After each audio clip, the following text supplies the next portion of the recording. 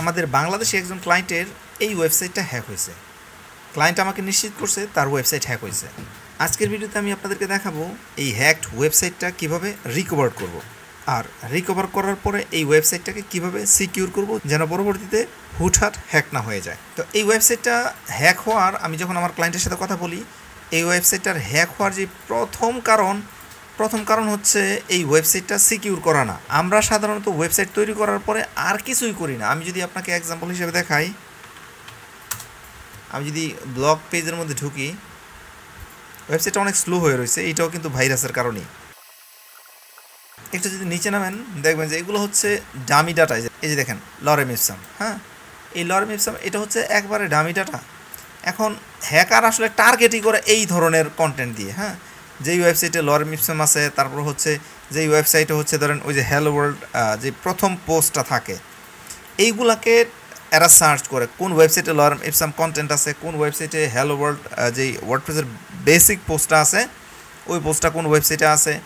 এরা ধরে নেয় যে এরা যেহেতু লরেম ইপসাম বা একবারে ডামি ডাটাগুলো তাদের ওয়েবসাইটে রেখে দিয়েছে, তাহলে এই ওয়েবসাইটটার সিকিউরিটি নিয়ে তারা কাজ করে নাই।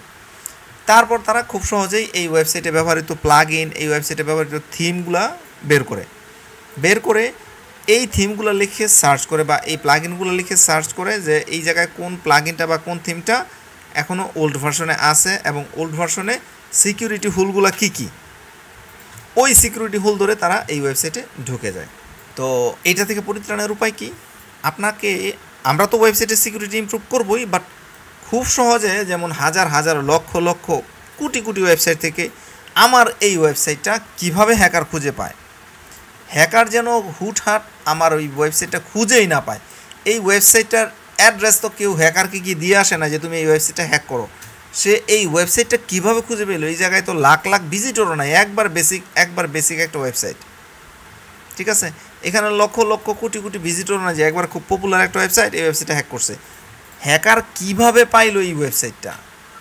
সে এই যে এইগুলা লিখে খোঁজ করে, হ্যাঁ, এই যেমন মেটা এখানে উইজেট নিয়ে কাজ করে নাই, এখানে ডামি ডাটাগুলো ডিলিট করে নাই।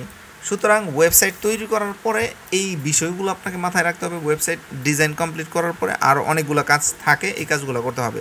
ওয়েবসাইটের স্পিড অপটিমাইজ করতে হবে যেন খুব দ্রুত ওয়েবসাইটটা লোড হয়। ওয়েবসাইটের সিকিউরিটি ইমপ্রুভ করতে হবে। ওয়েবসাইটের এসইও নিয়ে কাজ করতে হবে।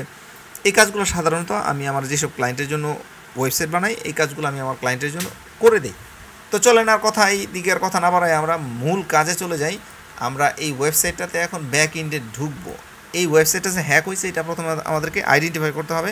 ক্লায়েন্ট তো আমাকে বলছে যে সে তার ওয়েবসাইট হ্যাক হয়েছে, কিন্তু আমাকেও তো এটা এনশিওর করতে হবে যে এই ওয়েবসাইটটা হ্যাক হয়েছে। চলেন আমি দেখি। এই প্লাগইনটা আমি অপছন্দ করি, কন্ট্যাক্ট ফর্ম 7।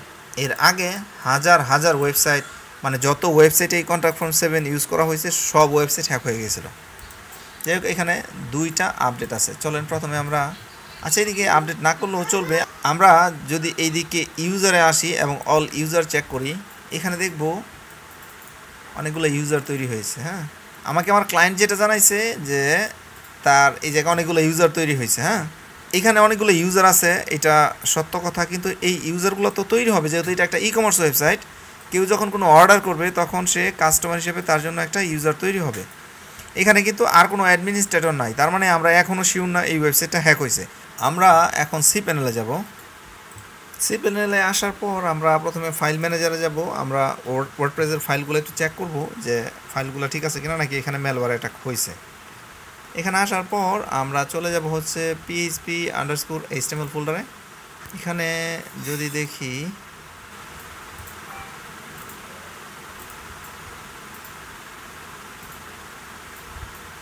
এগুলো তো সব ঠিক আছে। এখানে কোনো ভাইরাসের ফাইল দেখা যাচ্ছে না। আমরা এক কাজ করি, আমরা চলে যাই অ্যাপিয়ারেন্সে। এখানে থিম ঠিকঠাক আছে। প্লাগইনসে দেখি আননেসেসারি কোনো প্লাগইনস আছে কিনা যেগুলো সাসপিশিয়াস হতে পারে। এই প্লাগইনটাকে আমি সাসপিশিয়াস ধরতেছি যে সে এই প্লাগইনটা কোনো জায়গা থেকে ডাউনলোড করে ব্যবহার করছে। ফেসবুকের কমার্স এগুলো ঠিক আছে। এই প্লাগইনটা আমাদের আননেসেসারি, ইমেজ অপটিমাইজার, নাসা কোর পিক্সেল, স্টেটফাস্ট API, table rate, shipping, commerce, ও ক্যাটাগরি, কমার্স। প্লাগইনও মানে সাসপিশিয়াস কোনো প্লাগইন নাই। হ্যাঁ, সুতরাং এই সাইটটাকে আমরা এখনও বলতে পারি না যে এই ওয়েবসাইটটা হ্যাক হয়েছে। এখন যেটা করব, এই ওয়েবসাইটটাকে চেক করব যে এই ওয়েবসাইটটা আসলে ম্যালওয়্যার এফেক্টেড কিনা। আমরা এখন কিছু টুল ব্যবহার করব। আমি sitecheck.security.net এখানে এসে আমি সাইটটা লিখব এবং এখানে সাবমিট করব। অল্প কিছুক্ষণের মধ্যে তারা সাইটটাকে স্ক্যান করে একটা আপডেট দিবে আমাকে। এই জায়গা থেকে আমরা আপডেট পাচ্ছি না, স্ক্যান ফেইলড। এই এই জায়গায় আসলে আপনি যদি স্ক্যান করেন মাঝে মধ্যে স্ক্যান ফেল হইতে পারে। তো এটাই শেষ টুল না, আমাদের আরও টুল আছে, ওগুলো চেক করব। ভাইরাস থাকলে হয়তো আমাদেরকে দেখাই দিত। তো আমরা আরেকটা টুলে যাব, মেল কেয়ারে যাব। এখানে আমার আগে থেকে একটা সাইট ইনস্টল করা আছে, ক্লায়েন্টের সাইট। ডিলিট করে দেই। আমি নতুন করে এখানে একটা সাইট অ্যাড করে নেব। এখানে আমার রেজিস্ট্রেশন আগে থেকেই করা। তো আপনি রেজিস্ট্রেশন করে এই জায়গায় আসলে, ড্যাশবোর্ডে আসলে এখানে আপনি এইরকমের অপশনটা পাবেন। আমি এখানে অ্যাড সাইটে ক্লিক করতেছি এবং আমি সাইটের অ্যাড্রেসটা এখানে দিয়ে দিচ্ছি। এরপর কন্টিনিউ বাটনে ক্লিক করব। এখানে একটা প্লাগইন ইনস্টল হবে আমার ওয়েবসাইটে। হ্যাঁ, এই জন্য তারা আমার কাছে ইউজার নেম এবং পাসওয়ার্ড চাচ্ছে। আপনি দিতে পারেন, তারা সিকিউর, কোনো সমস্যা নেই। অথবা আপনি এটা ম্যানুয়ালি ইনস্টল করতে পারেন। হ্যাঁ, চলেন আমরা ম্যানুয়ালি প্লাগইনটাকে ডাউনলোড করি। প্লাগইন ইনস্টল করার জন্য আমরা ওয়েবসাইটের প্লাগইনে চলে যাব, অ্যাড নিউ প্লাগইনে চলে যাব। এরপর এখানে আপলোড প্লাগইনে ক্লিক করব, চুজ প্লাগইনে ক্লিক করব, ফাইলটা দেখিয়ে দিব। এটা প্লাগইনটা ইনস্টল নাও। এরপর প্লাগইনটা অ্যাক্টিভ করে দেব। অ্যাক্টিভ করে দেওয়ার পর অটোমেটিক কিন্তু আমি এখানে রিডিরেক্ট হয়েছি। তারা সাইটটাকে অ্যানালাইজ করবে, অ্যানালাইজ করে আমাকে আপডেট জানাবে।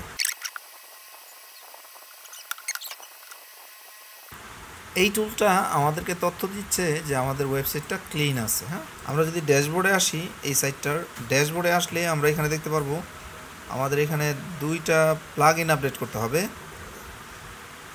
আর সাইটটা ক্লিন আছে। আমরা এখনও পর্যন্ত এটাতে ভাইরাসের কোনো চিহ্ন পাইনি। এক হচ্ছে আমরা ম্যানুয়াল চেকে এটাতে ভাইরাসের কোনো চিহ্ন পাইনি। দ্বিতীয়ত আমরা 2টা টুল দিয়ে অলরেডি চেক করে ফেলেছি, আমরা কোনো ভাইরাসের চিহ্ন পাইনি। এখন আমরা এইটাতে আরেকটা কাজ করব, এটা হচ্ছে ফাইনাল কাজ। আমরা এখানে আরেকটা প্লাগইন ইনস্টল করব। প্লাগইনে এসে আমরা সার্চ করব ওয়ার্ডফ্রেন্স। এটা হচ্ছে one of the best security plugin. এর পাশাপাশি এই ওয়ার্ডফ্রেন্স কিন্তু স্ক্যানও করে। 5 মিলিয়ন প্লাস অ্যাক্টিভ ইনস্টলার আছে এই ওয়ার্ডফ্রেন্সের। চলেন আমরা এটাকে ইনস্টল করি। এরপর এটাকে অ্যাক্টিভ করে এর ফ্রি ভার্সন লাইসেন্স কি দিয়ে দিব, ইমেল অ্যাড্রেস দিয়ে দিব। তারপরে এটাকে ইনস্টল লাইসেন্সে ক্লিক করলে লাইসেন্স এটার ইনস্টল হয়ে প্লাগইনটা স্ক্যান করার জন্য রেডি হয়ে যাবে। অ্যাক্টিভ করার পর এই প্লাগইনটাতে যদি আমরা চলে আসি, এই প্লাগইনটার স্ক্যানে চলে আসবো প্রথমে আমরা। এরপর এখানে স্টার্ট নিউ স্ক্যান এখানে ক্লিক করব। কিছুক্ষণ অপেক্ষা করতে হবে।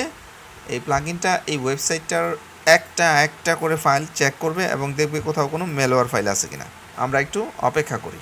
ফাইনালি ওয়ার্ডফ্রেন্স দিয়ে স্ক্যান করেও এই ওয়েবসাইটে কোনো ভাইরাস পেলাম না।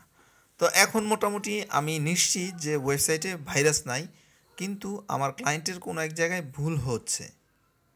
ওয়েবসাইটটা স্লো থাকার কারণে ক্লায়েন্ট ধরে নিয়েছে তার ওয়েবসাইটে ভাইরাস আছে। তো যেহেতু ক্লায়েন্টের ওয়েবসাইটে ভাইরাস নেই, তো এই বিষয়টা নিয়ে আর আমি কাজ করতে চাচ্ছি না। এটা আমি আমার ক্লায়েন্টকে একটা আপডেট জানিয়ে দেওয়ার পরে আমি এই যে এতক্ষণ ধরে চেষ্টা করে একটা রেজাল্ট নিয়ে আসছি, সে খুশি হয়ে আমাকে একটা অ্যামাউন্ট পে করেছে। যাই হোক, তাকে অনেক ধন্যবাদ। আর আপনারাও এতক্ষণ ধরে ধৈর্য ধরে ভিডিওটি দেখার জন্য আপনাদের প্রতি কৃতজ্ঞতা। এই ভিডিওটা মনোযোগ সহকারে যদি দেখে থাকেন তাহলে আপনি বুঝবেন যে একটা ওয়েবসাইটে কীভাবে ভাইরাসের অ্যাটাক হয়, আর ভাইরাসের অ্যাটাক হলেই বা আমরা সেটাকে কীভাবে আইডেন্টিফাই করতে পারি। আশা করছি ভিডিওটি আপনাদের কাছে অনেক ভালো লেগেছে। শীঘ্রই দেখা হচ্ছে পরবর্তী ভিডিওতে নতুন কোনো টপিক নিয়ে। সে পর্যন্ত সবাই ভালো থাকুন, সুস্থ থাকুন, সেই প্রত্যাশায় আজ বিদায় নিচ্ছি। আল্লাহ হাফেজ।